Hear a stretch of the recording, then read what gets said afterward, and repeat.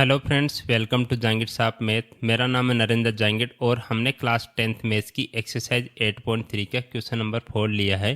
Prove the following identities. Identities हमें given है, उनको प्रूव करना है। आइडेंटिटी में हमें क्या किया हुआ है, एलएचएस दिया हुआ है, मिडल टर्म गिवन है और आरएचएस गिवन है। ठीक है, इन तीनों को हमें इक्वल प्रूव करना है।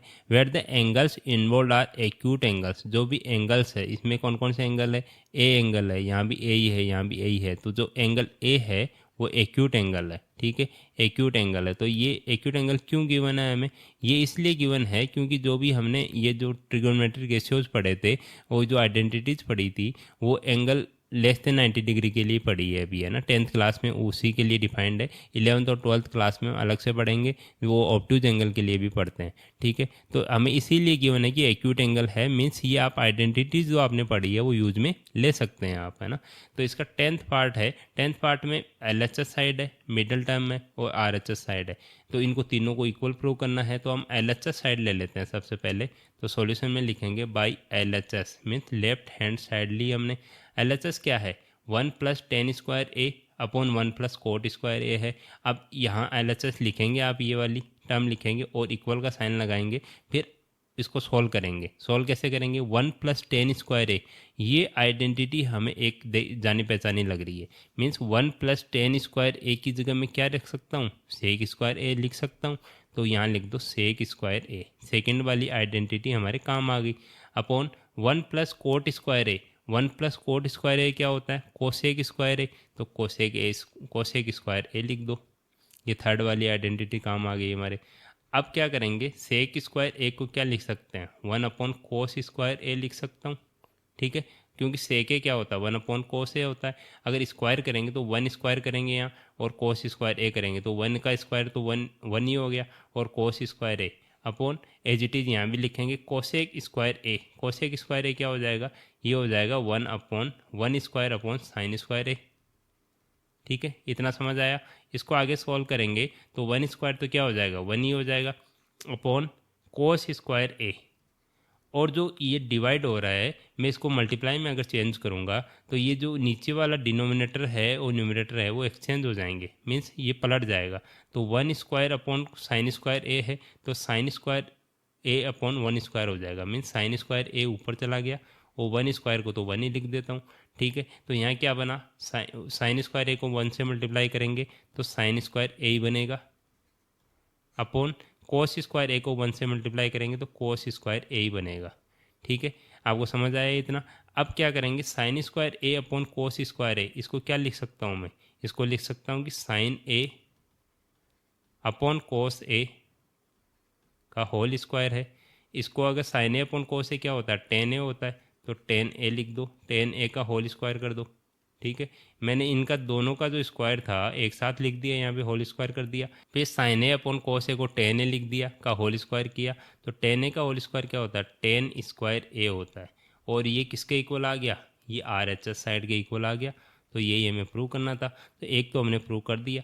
अब दूसरा प्रूव करना है कि वन जो मिडल टर्म है 1 - tan ए अपॉन 1 - cot ए का होल स्क्वायर, वो भी tan स्क्वायर ए के इक्वल है। तो चलो मिडल टर्म यहाँ ले लेते हैं। तो यहाँ लिखेंगे by middle term, middle value बोल दो या टर्म बोल दो, वैल्यू लिख देता हूँ यहाँ पे।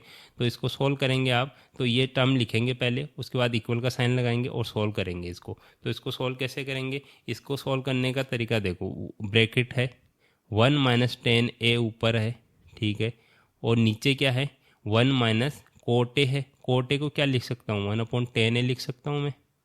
ठीक है, cot ए को तो 1/tan ए लिख दिया, इसका पूरे का होल स्क्वायर है।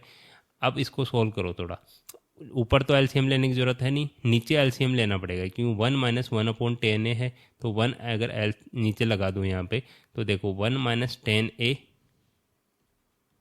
ऊपर की टर्म आ गई, नीचे देखो, नीचे अगर tan ए × 1 दोनों ही एलसीएम आ गए तो tan ए एलसीएम आ गया, और इसको क्रॉस मल्टीप्लाई कर दो, 1 को tan ए से करेंगे तो tan ए बनेगा, माइनस 1 को 1 से करेंगे तो 1 बनेगा, इसका होल स्क्वायर है। ठीक है, अब आगे सॉल्व करो, 1 - tan ए, ये डिवाइड में है यहाँ पे, तो अगर इसको मल्टीप्लाई में चेंज करूँगा तो 1 - tan ए ये एक ब्रैकेट हो गया, और दूसरा इसको अगर मल्टीप्लाई में चेंज करूँगा तो ये ऊपर वाली टर्म जो डिनोमिनेटर है इसका, ये न्यूमरेटर में आ जाएगा। मीन्स 10a तो ऊपर आ गया upon 10a minus 1, 10a minus 1 नीचे चला गया। ठीक है, ये ब्रैकेट में कर दो और इसका पूरा बड़ा ब्रैकेट लगा के होल स्क्वायर चल ही रहा है। ठीक है, अब क्या करेंगे, यहाँ देखो 1 माइनस 10a है, यहाँ 10a माइनस 1 है। मीन्स अगर एक में माइनस कॉमन ले लें, यहाँ पे ले लो या तो, या यहाँ पे माइनस कॉमन ले लो, ताकि ये दोनों वैल्यू सेम बन जाए हमारी। जैसे अगर यहाँ माइनस कॉमन ले लूँगा मैं, तो बड़ा ब्रैकेट माइनस कॉमन लिया मतलब माइनस 1 कॉमन लिया, और यहाँ क्या बन जाएगा, अगर माइनस 1 कॉमन लेंगे तो साइन चेंज हो जाएगा दोनों का, तो यहाँ क्या बनेगा, माइनस 1 बनेगा और प्लस 10a बनेगा। तो प्लस 10a को मैं पहले लिख देता हूँ, प्लस का 10a और माइनस 1, समझ आया, into 10a upon 10a minus 1 as it is है, 10a minus 1 as it is है। अब ये इसका बड़ा ब्रैकेट का होल स्क्वायर हो गया। अब 10a माइनस 1 यहाँ भी है हो, 10a माइनस 1 यहाँ भी है, तो इसको भी अगर जो माइनस 1 कॉमन लिया उसको ब्रैकेट में ले लो यहाँ पे, तो 10a माइनस 1 से 10a माइनस 1 कैंसिल आउट हो गया। यहाँ क्या बचा, माइनस 1 इंटू 10a का होल स्क्वायर।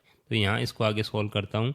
यहाँ देखो माइनस, अगर माइनस 1 को 10a से मल्टीप्लाई करूँगा तो माइनस 10a बनेगा, ठीक है, का होल स्क्वायर है, इक्वल का साइन चल ही रहा है। तो माइनस 10a का होल स्क्वायर करूँगा तो क्या हो जाएगा, माइनस का होल स्क्वायर करते हैं तो प्लस हो जाता है, और 10a का होल स्क्वायर करेंगे तो 10 स्क्वायर a बन जाएगा। ठीक है, और ये किसके इक्वल आ रहा है, ये RHS के इक्वल आ ही रहा है, तो is equal to RHS। Means LHS जो है वो RHS के इक्वल आ गया, मिडल टर्म जो है वो RHS के इक्वल आ गई, मीन्स तीनों इक्वल है। तो यहाँ लिख देंगे so LHS is equal to middle value जो भी है इक्वल टू RHS। ठीक है, ये तीनों इक्वल आ गई, यही हमें प्रूव करना था, तो यहाँ लिख देंगे हैंस प्रूव्ड। तो ये काफ़ी इजी क्वेश्चन है, इसमें सिर्फ आपको 3 वैल्यू दे दी, LHS अलग से दे दी, मिडल वैल्यू अलग से दे दी, RHS अलग से दे दी, तो तीनों को अलग अलग मतलब इसको प्रूव करना है आपको। यहाँ पे मैंने लाइन लगा दी है, ये लाइन इसलिए लगा दी ताकि आपको कंफ्यूज ना हो, LHS साइड अलग हो, मिडल वैल्यू अलग हो, और ये लास्ट में LHS is equal to middle value is equal to RHS आपको प्रूव करके दिखा देना है। अगर समझ आया है, 8.3 के मैंने सभी क्वेश्चंस करवा दिए हैं, और चैप्टर 8 भी कंप्लीट हो गया पूरा, तीनों एक्सरसाइज कंप्लीट हो गई है इसकी। अगर समझ आया है तो चैनल को सब्सक्राइब करके रखिए, ताकि जो आगे की वीडियोज़ आएगी उनका नोटिफिकेशन भी आपको मिल जाए, और नोटिफिकेशन ज़रूर ऑन कर लें उसका, क्योंकि मैं इंपॉर्टेंट क्वेश्चन भी लेके आने वाला हूँ। पहले हम पूरी एक्सरसाइज कंप्लीट कर लेते हैं। मैं क्या कर रहा हूँ ना, पूरा मतलब हर क्वेश्चन का अलग वीडियो बना रहा हूँ, ताकि आपको जिस क्वेश्चन में प्रॉब्लम हो तुरंत वो सर्च करो और उसको जाके देख लो आप, क्योंकि अगर पूरी एक साथ बना दिया तो आपको फिर आगे पीछे देखना पड़ेगा कहाँ से स्टार्ट हो रहा है, कौन सा क्वेश्चन कहाँ से स्टार्ट हो रहा है, वो कन्फ्यूज़न हो जाएगा। ठीक है, थैंक यू।